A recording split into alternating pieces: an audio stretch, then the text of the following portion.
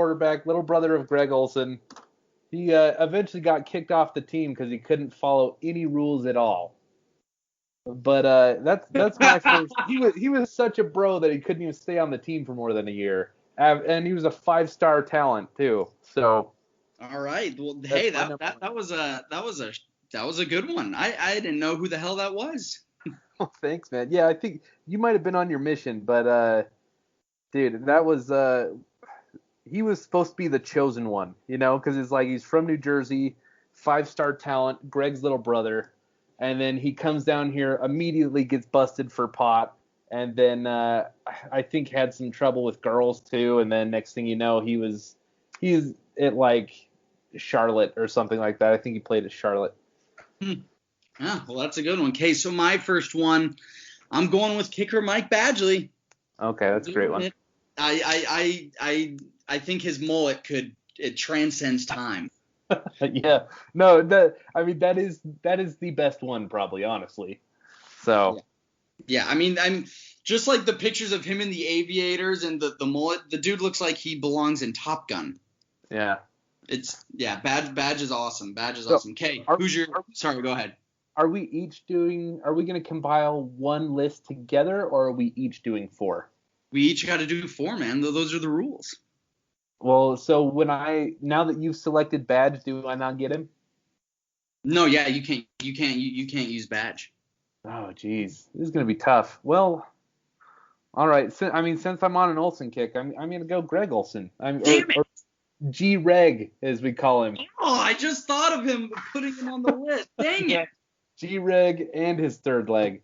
Does that pick up my third spot? Yeah, no, that's your second spot. No, I'm just saying, does his third leg count as my third spot? I see what you did there. That was good. Good. Okay, my second one, I'm going to go with Brett Romberg. Okay. Center from the early 2000s teams. Back when he was at Miami, the dude had the long hair. Like, he just looked like a football player. The dude was just badass. And now, like, he's gotten all thin and he's doing all this stuff. And he's always posting pictures of him in the Florida Keys. So he's bro status, in my opinion. Yeah. Oh, okay. I agree, man. Number 3. Shoot, I'm drawing a blank here, man. Oh, man, I wouldn't even know. You gotta finish. Man. Four quarter guy. Do you have yeah, 4's up, right? Do you have your third one ready? Oh yeah. Okay, go for it. So I'm gonna go with Vinny Testaverde. Okay.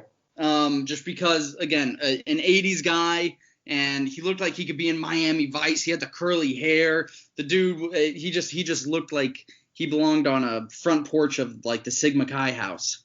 Yeah. He was 80s. He was 80s for sure. Yeah. I'm gonna go with Braxton Berrios as my third. Okay, he was on my list. Okay. Yeah.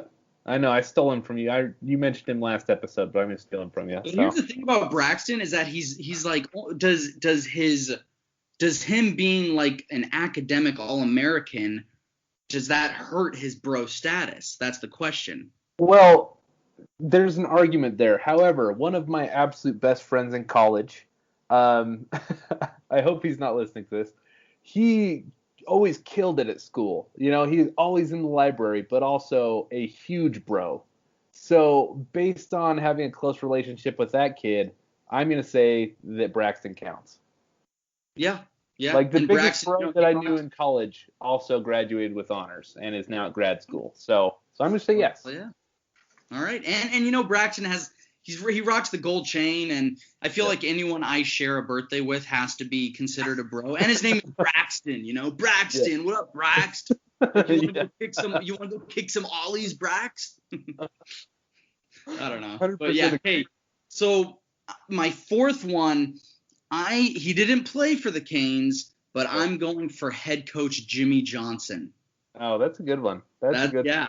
Any he lives in the Florida Keys. He goes fishing like every day, and he is, if there's like, and his hair is just, it's beautiful. It never moves, and he just may or may not be plastic.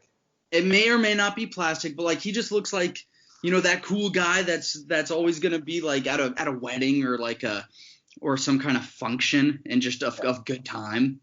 I refer to his hair as the appliance because because it might be a single piece. No, don't say that. Come on. I'm just messing. I love Jimmy. I Uh, love Jimmy. okay, you know who I just thought of, and I hope he doesn't hear this because he would take my lunch money and then shove me in a locker. Is former guest Dan Sileo. Ooh, okay, all right. Yeah. So Dan, I hope you're not listening. Yeah, no, yeah, I know He he has had my phone like a number, 400 so I know he had like a 400-pound bench press at one yeah, point. So if you can do that and you played in the 80s, yeah. you're a bro. And just, I mean, if you follow him on Twitter, it's I love the guy. Speaking of which, he has a new radio thing going, and make sure you guys go check that out. Check him out on Twitter, all that stuff. We really appreciate him coming on the show. But yeah, like he's a bro. I think he's still a bro. Yeah, and you know what? That's awesome. I'm all Yeah. for the bro movement. Okay, that's Mount Marshmore of Kane's bros. And so, last thing I wanted to, or one of the last things I wanted to talk about was got some bad news yesterday when we were doing the media availability stuff. Avantae Williams gonna miss the 2020 season due to some health issues and injuries. So, Jordan, how do you Yeah. feel about that? That's not good. We wanted him to fill in it, play some slot corner for us. Because we're very thin at cornerback. I feel confident that we can get two solid corners out there. Al Blades and DJ Ivy, are the presumed starters with Christian Williams trying to edge his way in there. I don't know, man. That's fine with me. Although our safety room is going to be really crowded next year. I mean, we will have James Williams, Cameron Kinchins. Is Jalen Harrell is he going to play striker or is he going to redshirt and then play? He'll probably move to striker because we're so loaded at safety. Yeah, I'm not sure what they're planning on doing with him. I know that he fits the mold as a striker, but I really like Jalen Harrell, and so yeah, I'm kind of, especially with Avantae not playing this season. That's one of the questions that I was wondering if if he's going to fill in for safety because or take some snaps that Avantae was supposed to get, but I don't know. Our safety room, I really like Bubba Bolden and Gervin Hall, and that was like a lot of the talk yesterday about how well they've been doing. But Amari Carter, I'm not out on Carter. I've never been like a huge Carter guy, and so I feel like, and after him, we have some other, true freshmen, things like that. But you really thought that Avantae was going to get some playing time, so definitely hoping he has a full recovery. But that was one of the reasons, like I said, why I thought that Avantae was maybe get some playing time. And now you have to wonder if Jalen Harrell is going to get some of that as a true freshman. I haven't really heard anything about him, though. That's the thing. Yeah. Yeah, it'll be interesting to see, man. I mean, we're going to have three of the most talented freshman safeties in the country, the next season with those guys all having 4 years of eligibility left. It'll be interesting to see how it all shakes out. Having a plethora of talent is never a bad thing, so I'm not too worried. And obviously, I think Avantae is going to be very flexible. I think James Williams is going to be very flexible. Kinchins could probably do other stuff, but why? I feel like he'd be best at safety anyways, and he's really, really good. So it wouldn't surprise me to see Avantae move to cornerback. Or something, but it'll just be interesting to see how it all shakes out. Yeah, absolutely. So yeah, that was a big talking point yesterday. Obviously, a lot of people sad to hear that, but yeah. Some other notes, Manny Diaz. So we talked to Coach Diaz. We also talked to Zach McLeod and then De'Aaron King. Coach Diaz had a lot to say about this offense. Says that it was the best first scrimmage offensively since he's been at Miami. How does that make you feel? Very excited and slightly aroused, honestly. Yeah, he was very high on the offense. So was Zach McLeod. De'Ara King obviously had a lot of good things to say. So, yeah, good stuff. The second scrimmage this Saturday. So I could not be more happy with our staff and just everything. Everything on offense seems to be good. I mean, I would love to have a little more clarity with the wide receiver room. I'm not even worried about the O-line anymore, honestly. And then with Rooster having such an incredible scrimmage, why even worry about running backs, man? I'm not too worried about the offensive line. Wide receiver, I know Mike Harley is killing it. Like Mike Harley is he had 2 touchdowns on Sunday and apparently just playing very, very well. And I've heard that Mike Harley, D. Wiggins, and Mark Pope are kind of separating themselves from the other wide receivers. So that's good to hear. Yeah, and just so we're clear, like I know that I very regularly have been a doubter of Mark Pope, but don't get it twisted in that hearing you say that makes me very happy for him. I want him to do well. It's just kind of the thing that like I'm tired of people getting my hopes up. Does that make sense? Like we've talked at length on Mark Pope in this podcast, and it's the kind of the same situation as Nesta. It's that those two guys, they came in with such hype high school, and people kind of, I think, put some too early expectations on them. And as a true freshman and sophomore, they're like, oh, this is the year that Pope goes off for 1,000, 1,200 yards. I'm like, guys, like, it's okay. Like, he can, so it's nothing on Pope. It's more so the people talking about him.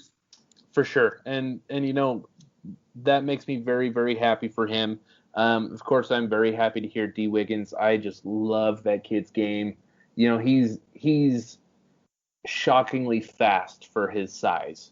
He's rangy. I mean, he's the kind of guy that I think could be really good in the NFL.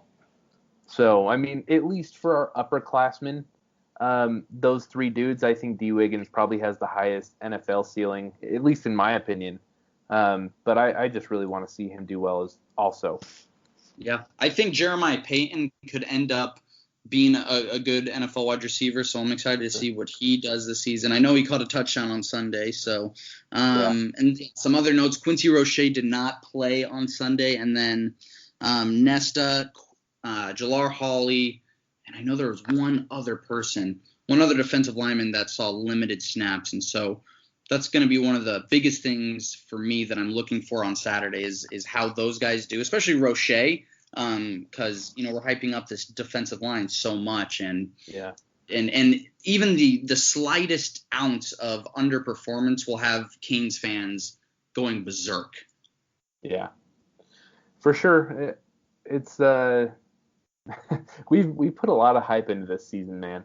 We're walking a fine line that Canes fans usually do. This is a 2018, 2010 type of year where it's like the expectations have been clearly defined, and it's just a matter of living up to them now. Yeah, absolutely. Okay, is there anything else we got to go over? Nope. No, I think we're good, man. This probably won't get published until late tonight. A lot of Florida people will probably be sleeping. Just because I got to run right as we record, but we're good, man. Do your thing, and they'll listen when they listen. Yeah, it'll be good for you guys' Thursday morning commute. So, dang, crazy. All right, well, we will talk to you guys later in the week, and as always, go Canes. Go Canes. This has been the Fours Up Podcast.